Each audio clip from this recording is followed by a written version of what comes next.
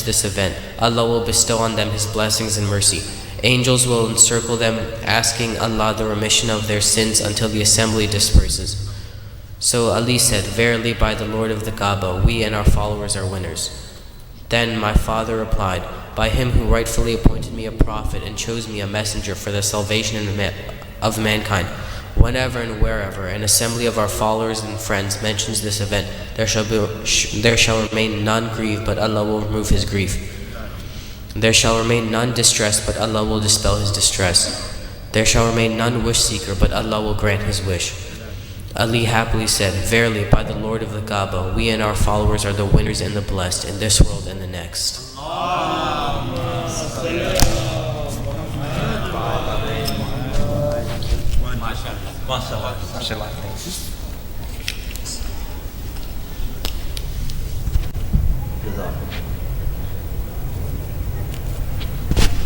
Please recite aloud Salawat.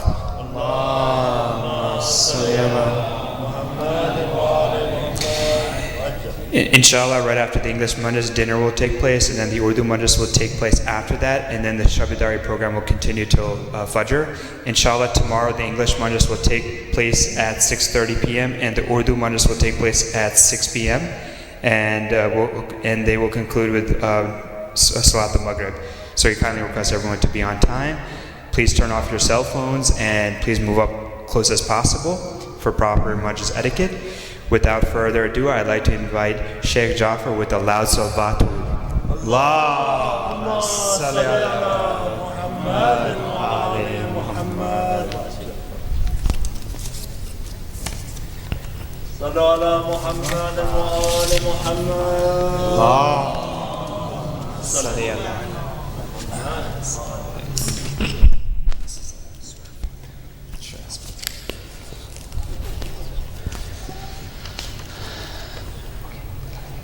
الفاتحة. بسم الله الرحمن الرحيم. Yeah, it's good now.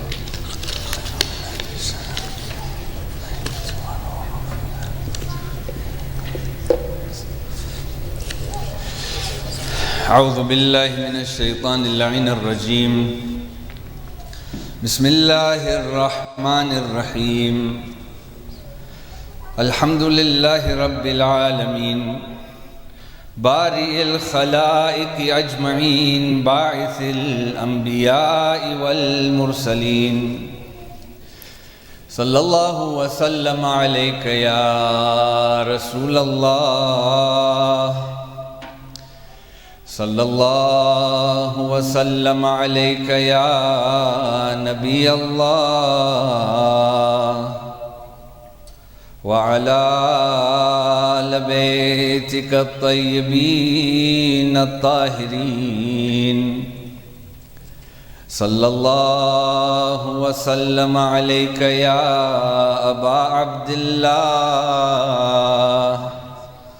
يا ابن رسول الله يا رحمة الله الواسعة ويا باب نجاة الأمة يا غريب يا غريب يا مظلوم كربلاء ما خاب من تمسك بكم وأمن من لجأ إليكم فيا ليتنا كنا معكم سادتي فنفوز والله فوزا عظيما. قال الله تبارك وتعالى وهو أصدق القائلين بسم الله الرحمن الرحيم وأقم الصلاة إن الصلاة تنهى عن الفحشاء والمنكر ولذكر الله أكبر والله يعلم ما تصنعون. آمنا بالله صدق الله العلي العظيم. اللهم صل على محمد وآل محمد. السلام عليكم جميعا ورحمة الله وبركاته. I begin in the name of Allah, the most kind, the most merciful. It's due to that kindness and mercy that we have these opportunities where we gather in remembrance and glorification of Him Tabaraka wa Ta'ala. We then send our condolences to our 12th and living Imam Al-Hujjah Ajjalallahu Ta'ala Farajahu Sharif. Allahumma salli ala Muhammad wa ali Muhammad, and to each and every one of you as we gather on these nights to continue our remembrance over the tragedy that befell upon the household of Rasulullah sallallahu alayhi wa alihi wa sallam. Allahumma Muhammad wa ali Muhammad. Before we proceed, there's a request for a Surah Fatiha for the following marhumeen: Mir Khizar Hussain, son of Mir Raza Ali; Dilshad Begum, daughter of Abbas Ali Beg; Amir Ali Beg, son of Shokat Ali Beg; Seema Sabir, daughter of Ramzan Ali Sabir; Tabassum Hashmi, Rafat Fatima Khan; Maulana Sayyid Agha, Shahzadi Begum; Maulana Raza Agha, Maulana Baqir Agha; Mir Iqbal Ali Khan, Abbasi Begum; Sayyida Ja'fari; Dr. Asad Khan, Khairun Nisa Begum; Sayyid Fida Hussain; Sheikh Aliyat Hussain; Sayyid Abbas Hussain; Sayyid Ja'far Hussain, and all marhumeen. Al-Fatiha. Bismillahir Rahmanir Rahim.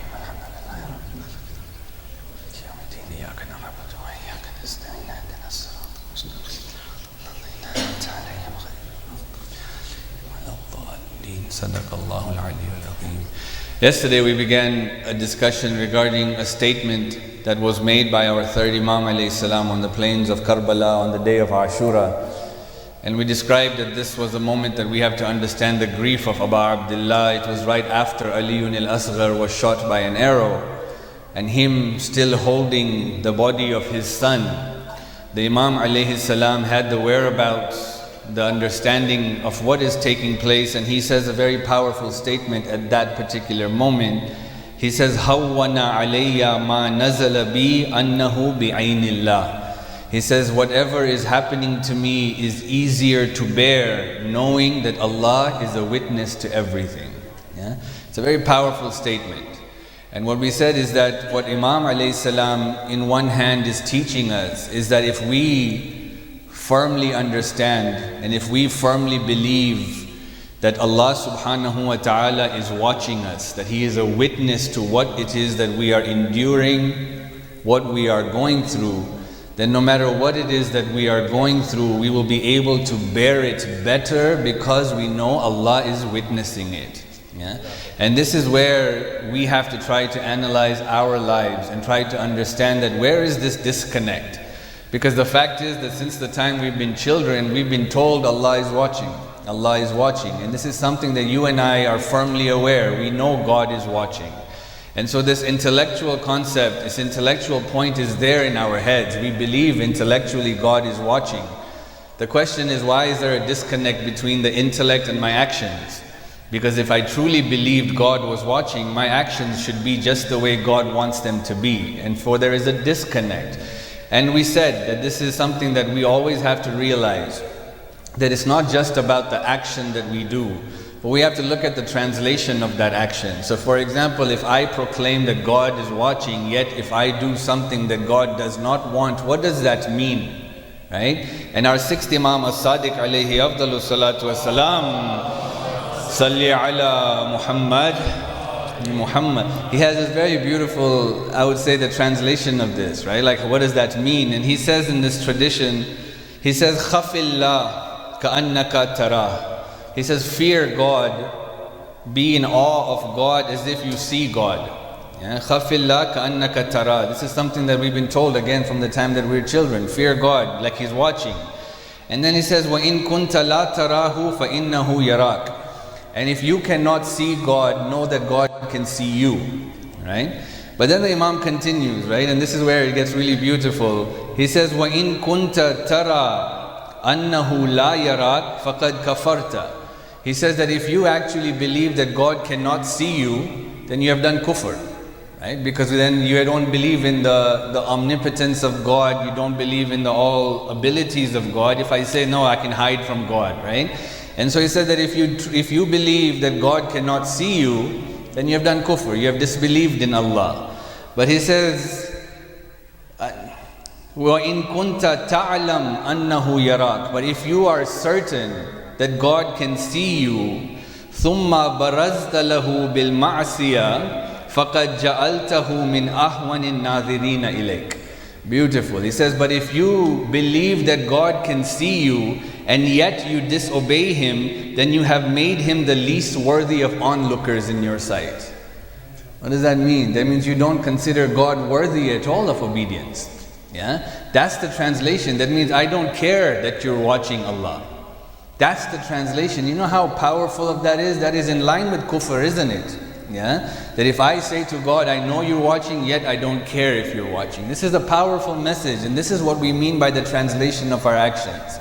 Because when I disobey, when I do something I'm not supposed to, I just look at the causation and the effect of that action immediately in front of me, and I say, well, I did something, tawbah, tawbah. Right? Or maybe not even do tawbah, tawbah, because I am so used to sinning, for example. But the translation of that, God looks at us and says, this one doesn't really care about me. Yeah? And so it's really important that we understand this concept and firm up our relationship with Allah subhanahu wa ta'ala to that point where these concepts that exist in our minds, that these concepts that exist in our intellect, that we've been taught since the time we were children, from the time we were in madrasa, we've been fed information.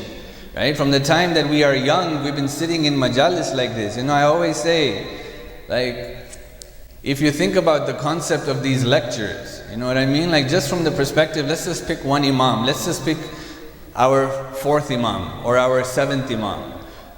We attend at a minimum 2 functions, wiladat wafat, wiladat istishhad, yeah? From the time that we were 5 or 6 when we can understand. Let's say we become 50, 55 years old. That means I have attended 100 majalis about our 7th imam. I should have a PhD in my 7th imam. Yeah? I should. That's how many lectures I have attended of my 7th imam. Yet you ask any one of us, what do we know about our imam, the 7th imam? We may get far as Qadim, that's it. Yeah? And that's a problem. Right? Because the intellectual concepts that we have not come to our hearts, right? And so they disappear. And so this is where we are trying to get to a point where how do we strengthen our connection to God so that the intellect and the heart gel with one another. And yesterday we talked about 2 things we can do. Number 1, strengthen our faith in God, and we talked about that. Number 2, understand the purpose of our creation, and again we talked about that.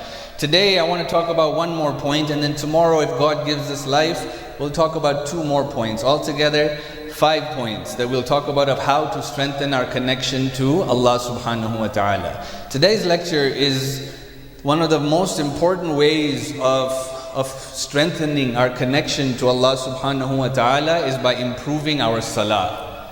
Yeah? And so I want to talk about the concept of salah today, right? When you look at Islam, when you look at the Quran, there is no doubt the importance of salah in our religion. I don't think any one of us can deny it. The salah is our identifier, isn't it? Like the way we pray is how we can be identified as a Muslim. But it's not necessarily how we dress. It's not necessarily, except for our sisters of course, but it's not necessarily when we fast. No one knows. When I give khums, no one knows. But when I pray, it's an identifying marker about who I am.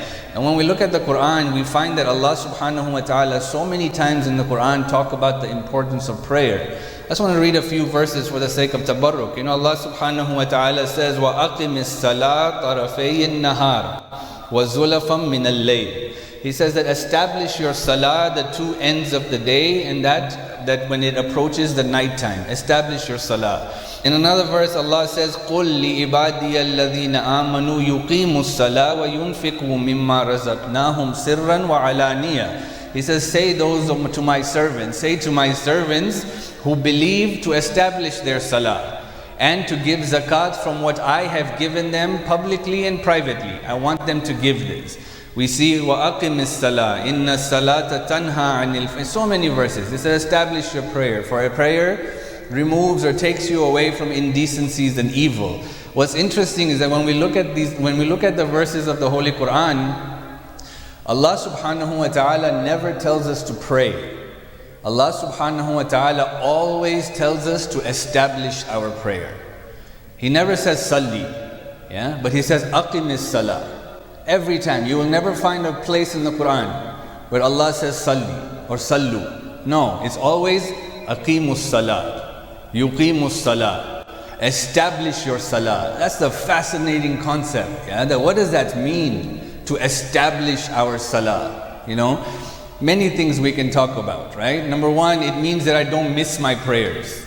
Yeah? And this is something that, alhamdulillah, I think for the most part we're good at. We don't miss our prayers.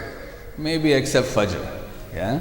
Fajr becomes a problem, right? And this is something that if we are believers, Fajr should not be a problem, right? Fajr should be as important to my existence as Maghrib is to my existence. There is no difference between these two, right?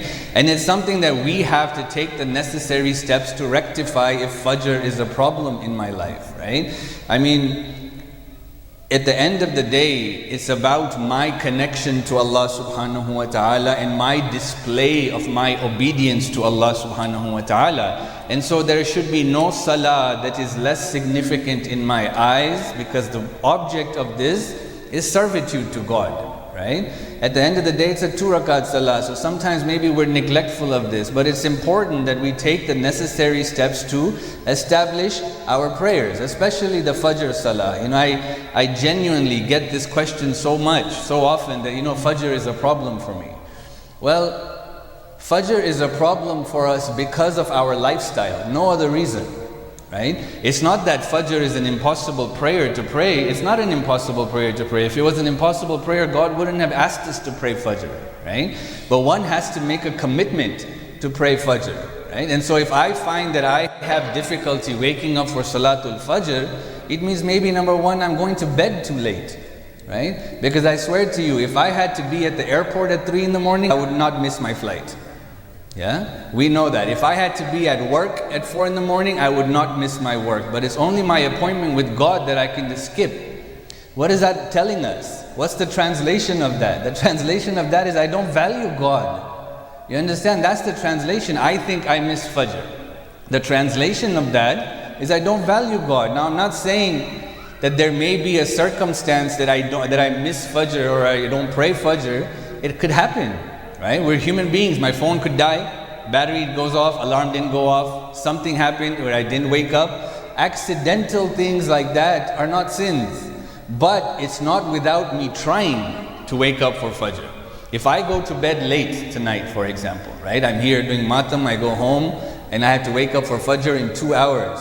You have to take, and we have to take the necessary measures to ensure that we still wake up for Salatul Fajr, right? We have to, for example, like if I go to bed late, like I take a series of measures. I will set 3 alarms on my phone, right? 10 minutes apart, because I know I might just snooze it. And to be quite honest, right? Like I know that I can't keep my phone next to me because I'll just snooze it. So till this day, I'm a 43-year-old grown man, yeah? Till today, my phone is set across the room, yeah? That means I have to get out of bed and walk all the way there just to snooze. And by the time I'm there, I'm not coming back to bed again, right? And if I'm super tired, I've done this multiple times, I will set my alarm and my phone right by the bathroom door.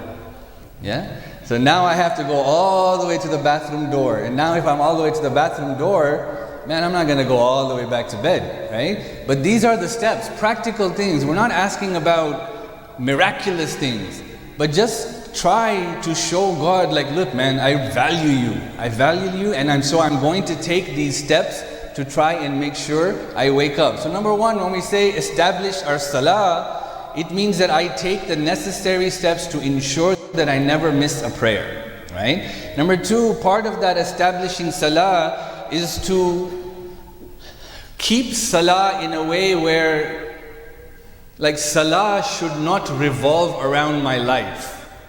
Right? My life should revolve around salah. You understand? There's a huge difference between these two, right? So like if I want to go to watch a movie with my friends, man, I would never pick a time when there's salah. Yeah? Let's find a different time. You want to go out for dinner? It's not going to be at Maghrib time. Yeah, let's plan after that, before that, whatever it is. But our life should revolve around salah, right? To the best of our abilities. Now obviously, there are times when it can't happen. Right? I'm driving from here to there. It just didn't work out. That's why Allah gives us 7 hours to pray. But in more normal circumstances, I should never trivialize salah. It's interesting, like when we read adhan and iqamah, what do we say? We say hayya ala salah before hayya ala al-falah. Yeah? You want falah, first do your salah. Yeah? You want success, do your salah first. Yeah? We chase success, falah is success, right? We chase success, but we don't take our salah seriously. We have to learn to establish the salah. When we look at this concept of establishing salah, it's even described in more detail in our traditions. Again, for the sake of beauty and tabarruk, these two traditions are from Prophet Muhammad sallallahu alayhi wa sallam. Muhammad wa ali Muhammad, where he says, لِكُلِّ شَيْءٍ وَجْهٍ وَوَجْهُ دِينُكُمْ الصَّلَاةِ. He says everything has a face, and the face of your religion is salah. Yeah? It's what we are known by. Yeah? And this is what we said in the beginning. This other hadith is beautiful. He says, جَعَلَ اللَّهُ جَلَّ ثَنَاهُ قُرَّةَ عَيْنٍ فِي الصَّلَاةِ. He says that Allah subhanahu wa ta'ala has made prayer the light of my eye. Yeah? Then he calls his daughter Qurrat al-Ain. Yeah, we recite in Hadith al-Kisa all the time, right? Ya Qurrat Aini wa Thamarata Fuadi. Sayyid Zahra calls her children that as well. Yeah? The Prophet says, my Qurrat al-Ain is salah, the thing that I love, that I can't wait. He says, and he has made prayer as beloved to me as food is to a hungry man. Yeah? He says, and water is to a thirsty man. But he says, the hungry man, however, is satisfied when he eats, and the thirsty man is quenched when he drinks, but I can never be satiated with my prayer. Yeah? I keep longing for it. I keep desiring for it, right? I keep wanting to do it. Again, like when I look at those traditions and then I look at how I value salah, it's a bit embarrassing, to be quite honest, right? Like again, I'm talking about me, I'm not talking about y'all, right? But sometimes we pray just to get it done. Let's get it done. We have other things to do. Well, that's not the approach the Prophet ever took with his salah, right? Salah was established. Salah was that which revolved around. And when we look at Ashura, this is what we are gathered for.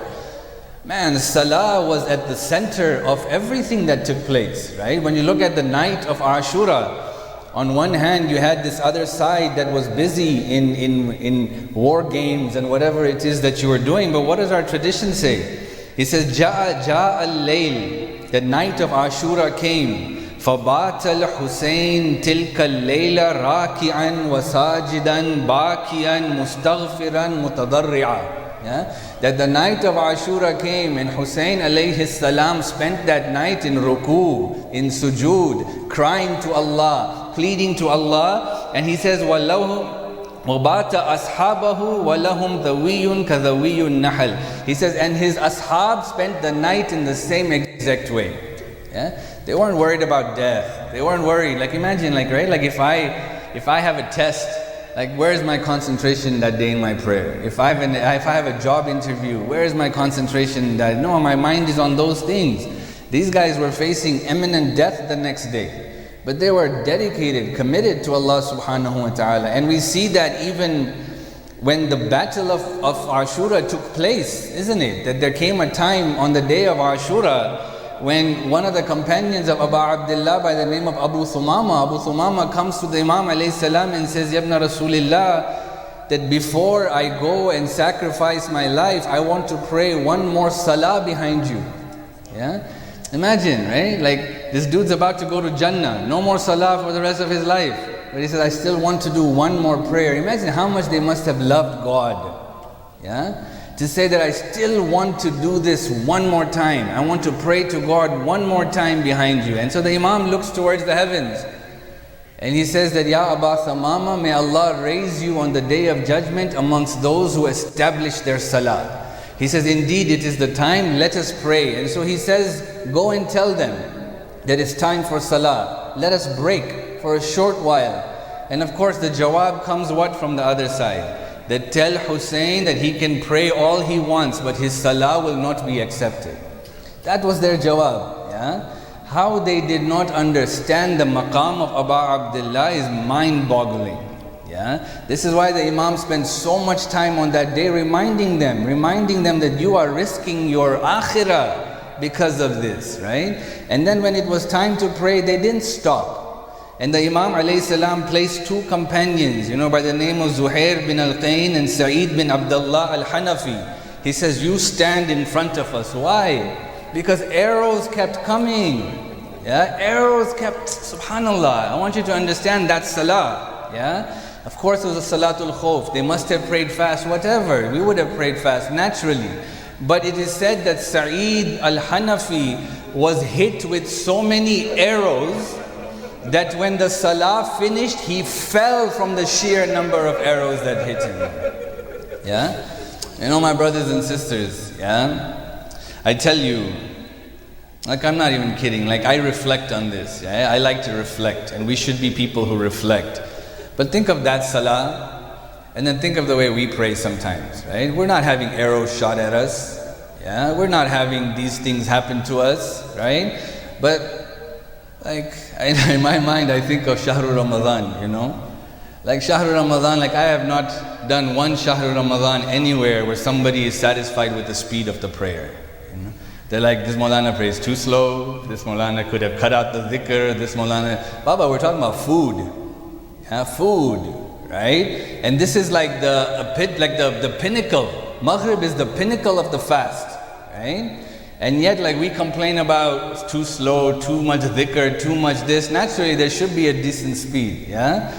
But at the same time, we try to speed these things up when we're not even in this particular scenario. This was how they established salah. We are supposed to be their lovers. And we honestly are. We are supposed to be the people who imitate them, follow them, love what they did. And so again, it's about analyzing our lives to see how important this salah is in our lives. Now, we know that salah is obligatory. No one denies it. We know that we need to pray. But the thing is that we've been praying since the time that we were children, right? It has become absolutely second nature to us to pray. Absolutely second nature.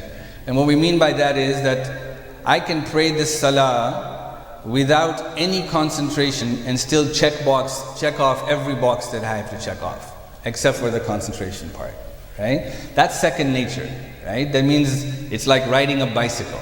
You can do it. You haven't ridden a bicycle in 20 years, you can get on a bike and you can ride a bike. That's how we pray salah. The problem with salah or anything that becomes habitual, anything that becomes second nature, the heart and the mind don't go into it anymore. It is removed from it, right? Because we can do it without thinking.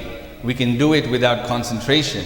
And so what our responsibility is to try to add the heart and mind back into our salah. And so what I want to do today, for the rest of the time that we have, is just give 5 practical tips, of how to add life back to our salah. And inshallah, if we can do that, maybe our salah will improve a little bit, so that my connection with God will become stronger. Sallu ala Muhammad wa ali Muhammad.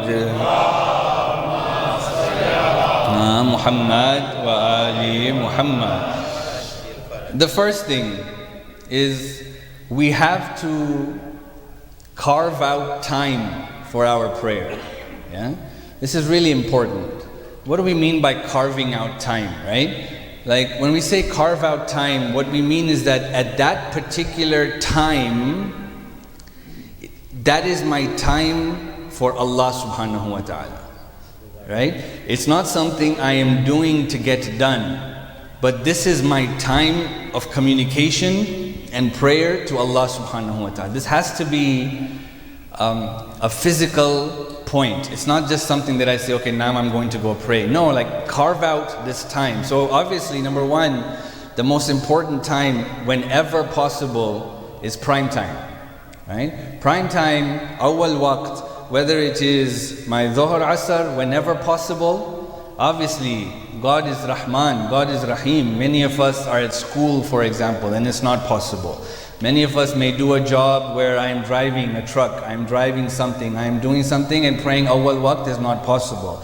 But for the rest of us who can carve out that time and pray on time, we should have zero excuse not to pray on time. Right? COVID gave us that opportunity where many of us went home to work. If I'm at home at work, there should be no excuse for me not to pray on time. Yeah? It should be the time. Dhuhr time is the time where I pray to Allah. And this is again, the Dhuhr Asr prayer is oftentimes the most problematic. When you look at the Quran, Allah subhanahu wa ta'ala in one of the verses, He says, establish your prayer, and especially, He says, the middle prayer. Yeah, the middle prayer. Why? The Dhuhr Asr prayer. Because He knows that the Dhuhr Asr prayer is the prayer that's taken for granted most often. Right? When do I pray my Dhuhr Asr prayer? I have a meeting, let's squeeze it in right there. I'll go pray. Right? That's how we think of our Dhuhr and Asr prayer. Or I have worked, I have done everything that I want to, now I'm driving home, quickly 10 minutes, let me go pray before Qadha. We take our Dhuhr and Asr prayer for granted, and Allah knows this because of the busyness of life. But Allah says, don't take this prayer lightly. Yeah? This is an important prayer. And so we learn to carve out this time. When it's time for awwal waqt, especially, like if I'm just at home, there should be like zero excuse, literally zero excuse of me not praying on time, right? And it starts with us as adults. Like I can't be watching TV, whether it's a majlis or anything, yeah? I can't be watching TV and I better go pray. And I'm sitting there watching TV. No, you get up as the dad and go pray. Yeah? Show your kids. Yeah? Show your kids the value of praying on time. It starts from the time we are children to see our parents and how we do it. Whether it's a game, I tell you, this happened to me. It's a true story. Yeah? Like we were just finished the Hawza. We were in summer break and the World Cup was on. The World Cup of soccer every 4 years, and it was the semi-finals match. I don't remember who's playing because that would have made the story more real, but it's a true story. So I was watching the semi-final game, right? And I'm looking at the time. Salah time is 1:15. The game should end at 1, right? Because it's a 2-hour game. Started at 11, end at 1. The game went to extra time. And I was like, Allah, come on, Allah, yeah? And so 1:15 or something like that, where it's now about 5 minutes left and it's about to go to penalties. And Allah says, it's time for Salah, Jafar. Yeah? What are you going to do? Right? I could have been like, God, World Cup, once every 4 years. Yeah? Once every 4 years. But I recognize, right? Like this was a test from God. Right? But look at the beauty, yeah? Allah allows us to pause live television nowadays. Yeah? How kind is God? Yeah? How kind is God? Allah created that for us. Yeah? We gotta believe that. Yeah? Because Allah says, we recited in that majlis today, right? قُلْ مَنْ حَرَّمَ زِينَةَ اللَّهِ الَّتِي أَخْرَجَ لِعِبَادِهِ. So Allah says, who has made the zina of this world haram? He says they are specifically for those who believe. Yeah? When technological improvements happen, they are for us to take advantage of, to get closer to Allah subhanahu wa ta'ala. Yeah? And so it's important. Now we get tested like this. You're watching a movie, you're playing a game on your Xbox, PS5, whatever. Time for Salah is time for Salah. Yeah? We carve out that. So number one, we carve out this time and pray on time. But the second thing that I'm telling you is, or that I want to convey, that we have to like physically carve out this time. And so what that means is, like, if at all possible, if for example, like you have a shared calendar at work, sometimes you have a shared Google Calendar and everybody at work has it, and you are able to create your schedule. There should be no reason why at Dhuhr time, at 1 o'clock, you put 20 minutes meeting. Yeah? That's your meeting with God. Yeah? It's your meeting with God. You understand? But you put 20-minute block meetings. So when they call you and say, hey, can you do a meeting at 1? They'll look at your calendar. Oh, I see you already have a meeting. Let's schedule it a bit later. Schedule God. Yeah? Schedule Allah subhanahu wa ta'ala. I think this is important for us, that we carve out this time. Because when we do, it will show that we value Allah subhanahu wa ta'ala. Sallu ala Muhammad wa ali Muhammad.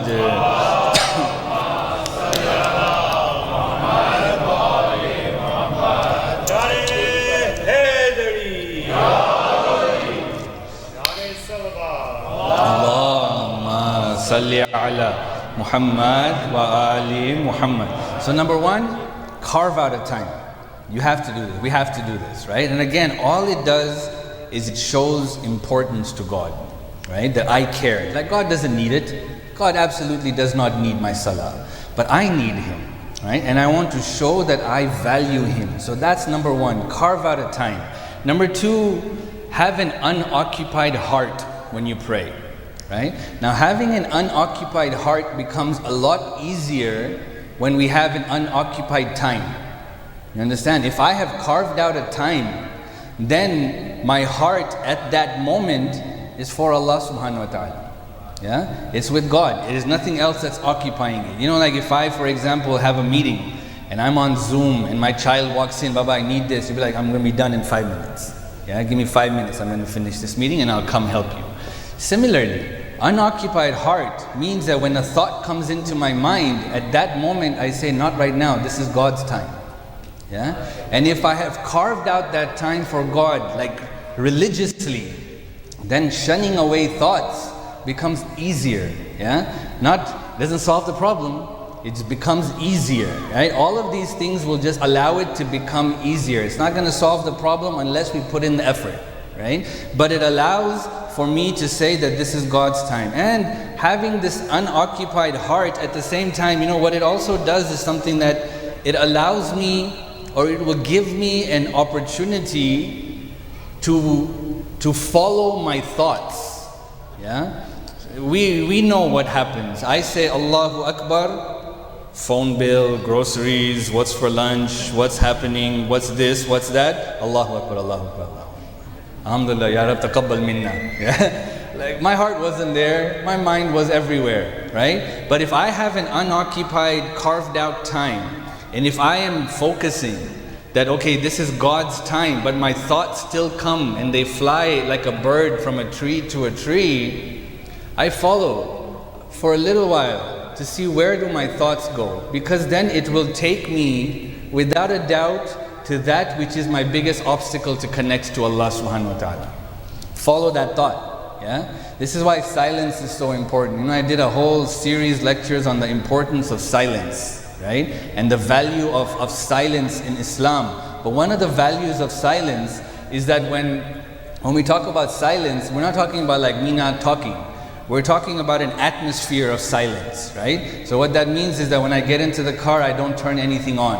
When I get home, I put my phone away, because these are all noise, these are all noises, right? I have to just learn to accept and be comfortable with silence, where I don't have distractions. But one of the things that silence does is it allows me to track my thoughts and see which tree this bird lands on, because that's where my problem is, right?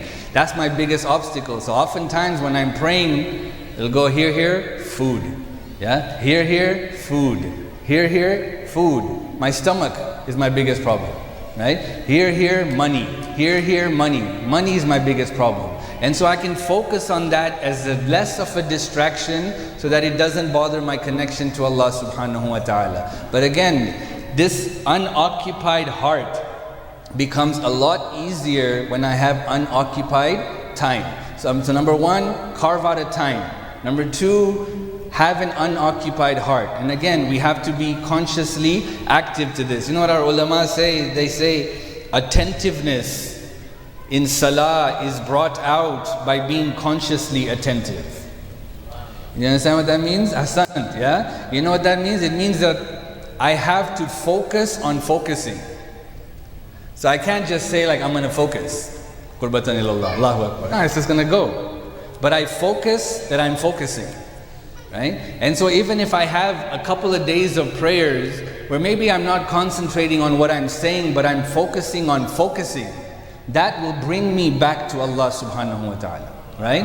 And so that's part of it, that I have to want this, my brothers and sisters. We have to want it. If we don't want it, we carry on. Yeah? But if we want it, then it's effort. Everything in life is effort, right? And so we must want it. That's number two. Number three, this is powerful, okay? That before we start the prayer, take like 2 seconds and remind yourself in front of whom you are standing. Yeah? This, I'm telling you, is so powerful, right? There's a beautiful hadith from Prophet Muhammad sallallahu alayhi wa alihi wa sallam, Muhammad wa ali Muhammad, where he says, "Ma dumta fis salah, fa innaka taqra'u babil malakil jabbar." Yeah? He says, as long as you are in salah, you are knocking on the door of the mighty king. Yeah? He says, وَمَنْ يُكْثِرْ قَرَعَ بَابِ الْمَلِكِ يُفْتَحْ لَهُ. And one who is adamant at knocking at the door of the king will open that door for them. Yeah? My brothers and sisters, we have to remind ourselves in front of whom we are standing. I'm telling you, like, this has worked. Yeah? This is guaranteed to work, where you remind yourself. The problem is, again, we are so habitual. I can just walk in, Allahu Akbar, and start.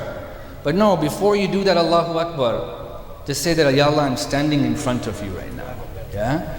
And it will automatically create humility in our heart, right? But this is, again, we have to want to do this. We have to remind ourselves to do this. And the more we practice it, the easier it will become. That's number 3. Number 4, this is basic, but we have to know. We have to know what we are saying in our prayer. Yeah? We have to know what we're saying, you know? Like, I think it's an absolute, it's really sad. It's really sad that I can be a 45-year-old man and I don't know what I'm saying in my prayer to Allah subhanahu wa ta'ala. Like, imagine like how sad that is, that I'm talking to God every day, but I have no idea what I'm saying to God. Yeah? And there's no excuse anymore, right? Like, there may have been a time where I learned how to pray, there was no books to translate that prayer for me, but today, like, there's no excuse. I can pick up a book in any language and know the translation of what I am saying in that prayer. This is a responsibility, right? Because how can I concentrate if I don't even know what I'm saying to Allah? But forget that, like, just from the translation, you know, of the action. Like if somebody came and spoke like a foreign language to you, you'd be like, I don't know, right? Like, I have no idea what you want, right? Like, we're speaking a foreign language and we're talking to God. How is that ever going to translate into something powerful? Is that when I go into ruku and I say, Subhana Rabbi al-Azim wa bihamdi, that glory be to you who is great. Yeah? But if I don't even understand what I'm saying, how can that greatness manifest itself in my heart? Learn what you're saying, right? It's not hard. Yeah? It may be hard now that I become older, but take that effort. If I think God is worth it, effort is what's required to connect to Allah subhanahu wa ta'ala. Learn what we're saying in prayer. Learn what I am talking. And again, then learn the acts. Bowing down, sujood. You know, like, subhanAllah, I read this article a long time ago that this lady who had converted to Islam, and she said that, you know, like, she had become older, so she couldn't pray normally. And she says, the days when I feel healthy, yeah, he says, I can't wait to do sajda to Allah subhanahu wa ta'ala. Yeah? Because it's powerful. I think we've been doing it from the time we were kids. It's not a big deal. We can do like 100 dhikr in sajda, no problem, right? But man, no one goes like that to anyone. Yeah? No one puts their forehead on the ground for anyone. This is not a small thing. This is huge. We have to learn to appreciate that. That when I put my forehead on the ground, I don't do that for anyone but the mighty king. Yeah? But Allah subhanahu wa ta'ala. And so number 4, know what we are saying. Sallu ala Muhammad wa ali Muhammad.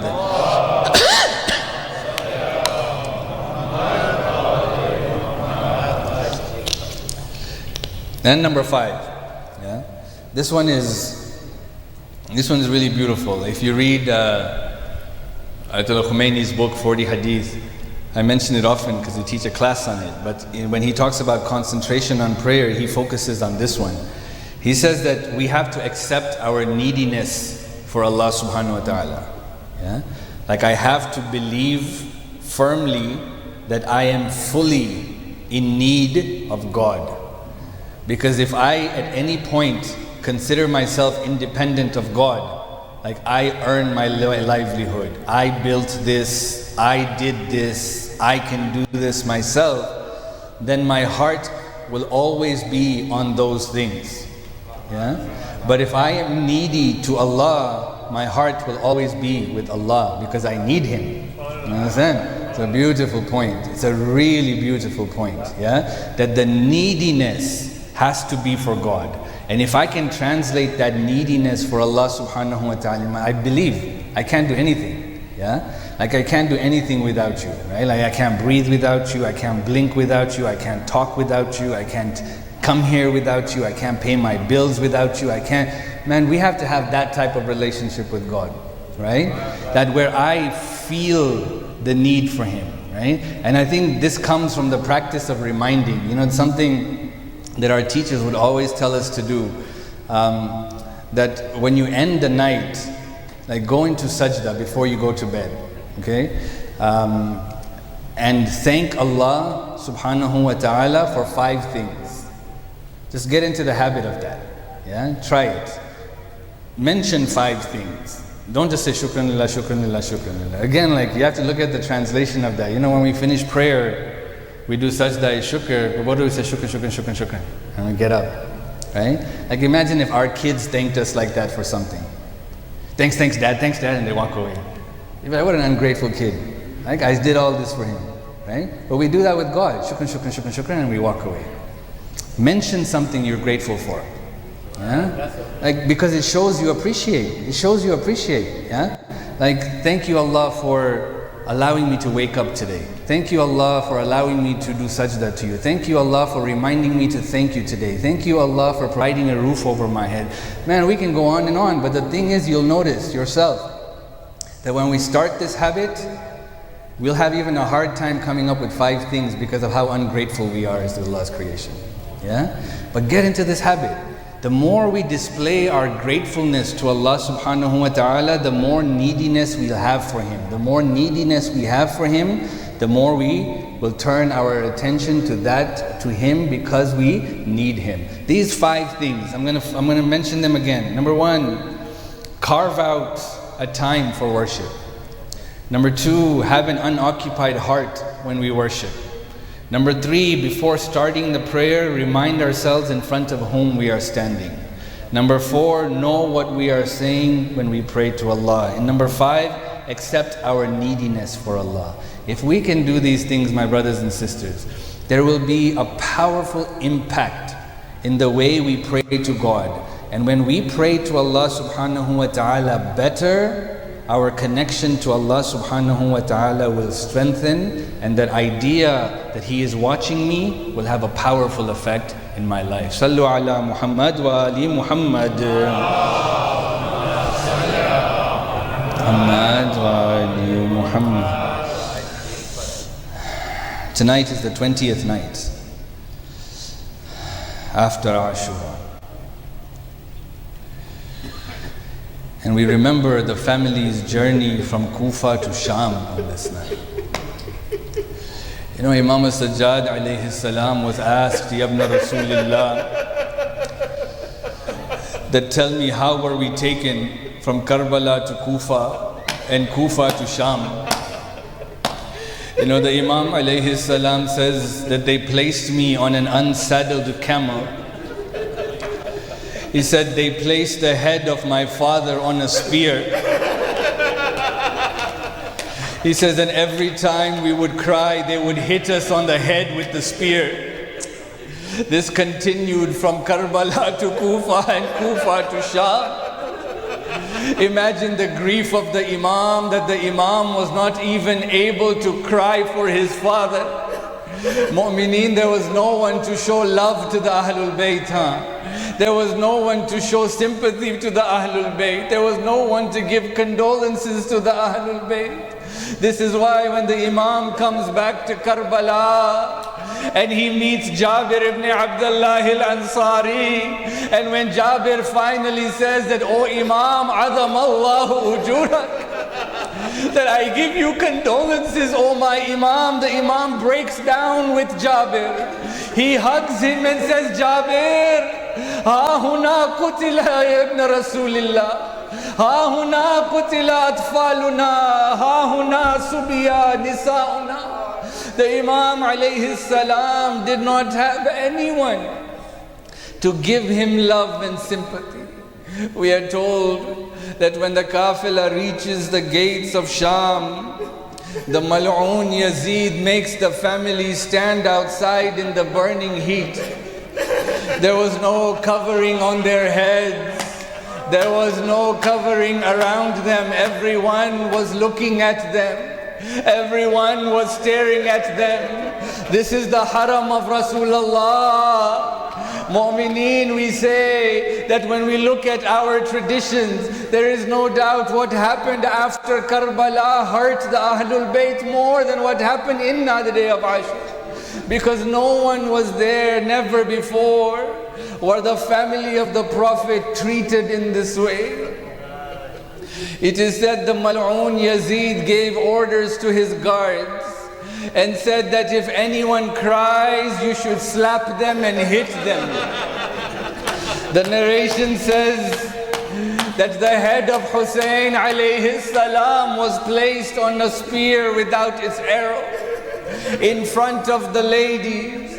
The narration says that Kulthum turned her head up and looked at the head of Hussein. فَقَالَتْ يَا جَدَّا. She called out and said, "Oh Rasulullah, look what they are doing." It is said she could not help it and tears began to come down her face. May Allah give you sabr. It is said that the guard stood up and slapped the face of the daughter of Rasulullah. Wa Husayna wa Madluma. Mu'mineen, we are told there was one man by the name of Sahal bin Sa'ad who was from Medina but was passing through Sham. And when he saw the commotion in Sham, he began to ask that who are these people? And he was told that these were an army that the leader had defeated. But then we are told he recognized the head on that spear. And he said, "This looks like the head of Hussein bin Ali." He comes to a young girl and he asks the girl, "Ya binti, oh my daughter, who are you?" She said, "Ana Sakinatu bint al-Hussein." I am Sakina, the daughter of Hussein. He says, "My child, is there anything that we can do for you?" She replies back and says, "Oh Sahal, is there anything that you have that you can give to that guard?" She says, "What do you want me to do?" He says, "Tell that guard to move the head of my father to the front." But why, oh Sakina? So that the people would not look at the family of Rasulullah. Wa hijaba, wa sayyada.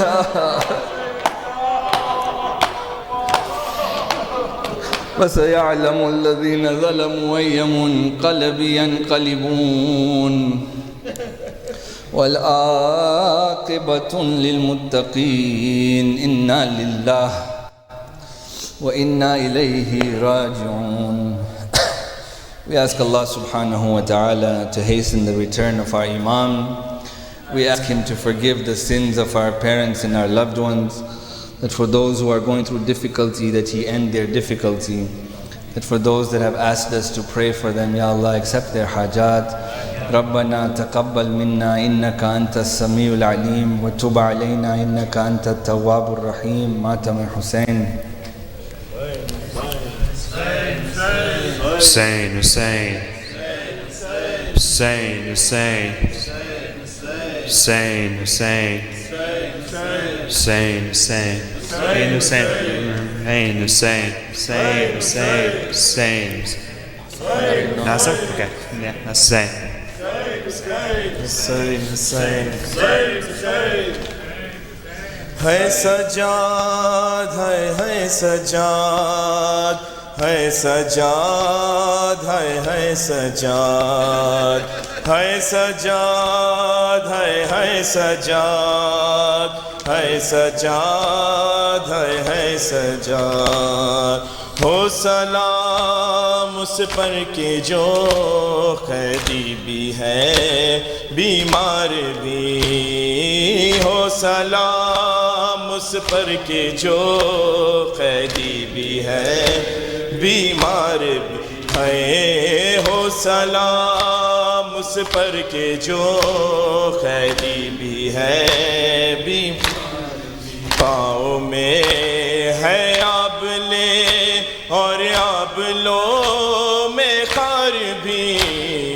हो सलाम उस पर के जो कह آنکھ میں آنسو اور زخم جگر میں، ہونٹوں پہ رضا کا نوحہ، کرب و بلا سے ہے شام تلک وہ، کانٹوں پہ سفر کرتا تھا بے ردا سیدانیہ، اس پر ستم بازار بھی ہو سلام، اس پر کہ جو قیدی بھی ہے بھی ہو سلام، اس پر کہ جو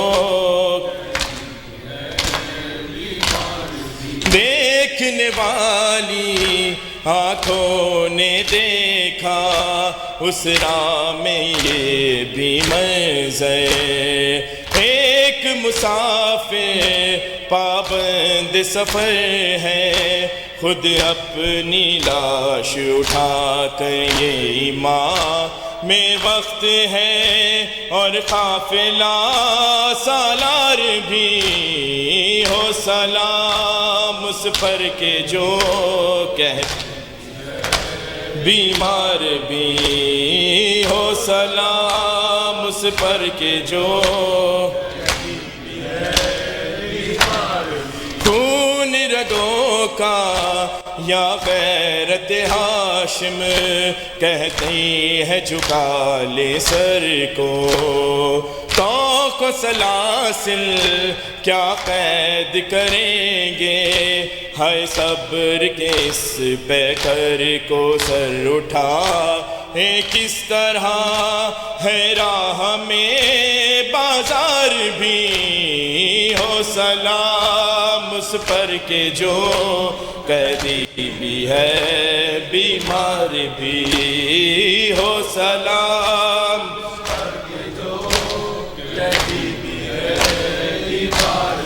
بیٹھا کہیں پر جب تک کہ مسافر 40 شبوں کا جاگا، نیند جو آئی بے کس قیدی کو، دروں سے جگایا جاتا دیکھ کر رویا فلک، اور زینب لاچار بھی ہو سلام، اس پر کہ جو قیدی بھی ہے بیمار بھی ہے ہو سلام، اس پر کہ جو قیدی بھی ہے بیمار بھی، پاؤں میں ہے آبلے اور آبلوں میں خار بھی ہو سلام، اس پر کہ جو قیدی بھی ہے بیمار بھی۔ Hussein, Hussein, Hussein, Hussein, Hussein, Hussein, Hussein, Hussein, Hussein, Allahumma salli